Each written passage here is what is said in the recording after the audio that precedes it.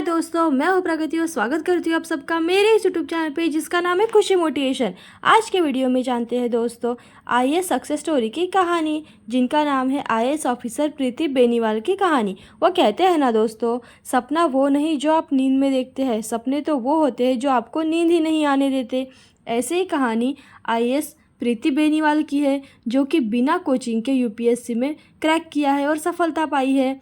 सबसे पहले दोस्तों, अगर आपने मेरे चैनल को अभी तक सब्सक्राइब नहीं किया है तो जल्दी सब्सक्राइब कर लीजिएगा, क्योंकि आपके लिए हमेशा IAS success story, motivational video और प्रेरणादायी कहानियाँ लाती रहती हूँ, जिससे कि आपको प्रेरणा मिले और आप अपनी ज़िंदगी के हर क्षेत्र में सफल हो जाए। तो जानते हैं आईएएस ऑफिसर प्रीति बेनीवाल की सक्सेस स्टोरी के बारे में। भारतीय प्रशासनीय सेवा भारत की सर्वोत्तम सेवाओं में से एक है। संघ लोक सेवा आयोग यानी कि यूपीएससी द्वारा सिविल सर्विस एग्जाम में पास होकर योग्य उम्मीदवार ही इस पद को हासिल करते हैं। यूपीएससी सिविल सर्विस में हर साल लाखों की संख्या में छात्र छात्राएं शामिल होते हैं। वहीं इस एग्जाम में कुछ योग्य उम्मीदवार ही एग्जाम को पास कर पाते हैं। आज के वीडियो में जानते हैं दोस्तों ऐसी सक्सेस स्टोरी के बारे में जिन्होंने इस अधिकारी पद को हासिल कर लिया। तो जानते हैं आईएएस ऑफिसर प्रीति बेनीवाल की कहानी। संघर्षों और विषम परिस्थितियों से लड़कर सफलता हासिल करने वाली कई महिलाएं हैं। इन्हीं में से एक है आईएएस ऑफिसर प्रीति बेनीवाल। इस आईएएस अधिकारी के साथ एक हादसा हुआ। इसके बाद उनकी जिंदगी पूरी तरह से बदल गई। 1 साल तक उन्हें बिस्तर का सहारा लेना पड़ा। उनकी हालत इतनी खराब थी कि उन्हें 14 ऑपरेशन भी करवाने पड़े। इस हादसे के कारण वह बेहद कमज़ोर हो गई थी, जिसके चलते उनकी शादी भी टूट गई और पति और ससुराल वालों ने भी उन्हें छोड़ दिया। लोगों ने भी बहुत ताने दिए, लेकिन इसके बाद भी उन्होंने हार नहीं मानी और एक आईएएस अधिकारी बनकर सभी को दिखा दिया। देश की महिलाओं के लिए मिसाल बनने वाली आईएएस अधिकारी प्रीति बेनीवाल के संघर्ष की कहानी सफलता तक जानते हैं दोस्तों। हालातों से लड़कर बनी आईएएस ऑफिसर। आईएएस अधिकारी प्रीति बेनीवाल ने इतने मजबूत इरादे हैं कि उनके हौसले हर इंसान को कठिन से कठिन चुनौतियों को पार करने की क्षमता देते हैं। हरियाणा राज्य के डुपेती गांव की रहने वाली आईएएस अधिकारी प्रीति बेनीवाल, इनके साथ एक भयानक हादसा हुआ।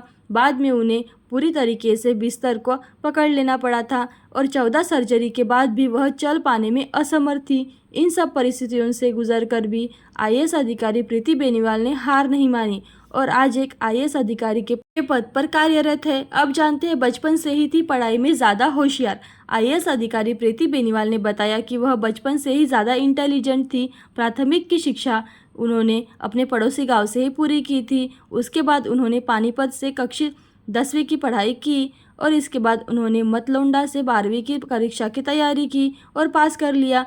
फिर इस राणा कॉलेज से बीटेक और एमटेक की डिग्री प्राप्त की। इसके बाद आईएएस अधिकारी स्मिता बेनीवाल ने 2013 से ग्रामीण बैंक में एक क्लर्क के पद पर भी कार्य किया। इसी के चलते यूपीएससी सिविल सर्विस एग्ज़ाम की तैयारी भी की।